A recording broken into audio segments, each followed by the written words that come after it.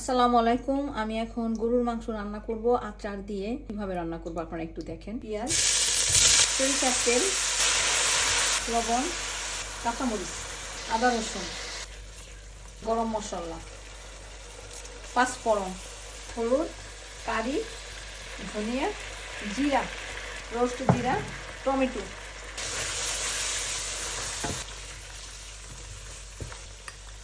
কাঁচা আচার, গরম মশলা পাউডার, এটা বোম্বাই মরিচের আচার, গরুর মাংস।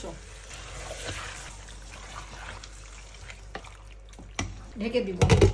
মাংসটা কষানো হয়ে গেছে। আমি এই গ্লাসে 3 গ্লাস পানি দিয়েছি। এখন ঢেকে দিব। এলাচি ফাঁকি, একটু রোস্ট জিরা। এতটা টাইম আমার সাথে থাকার জন্য আপনাদের অনেক অনেক ধন্যবাদ। আশা করি আপনারা এভাবে পারবেন ইনশাআল্লাহ। আপনাদের জন্য দোয়া করছি, আমার জন্য দোয়া করবেন। আল্লাহ হাফেজ, ভালো থাকেন। আমি এখন এটা ঢাকা দিয়ে দিব।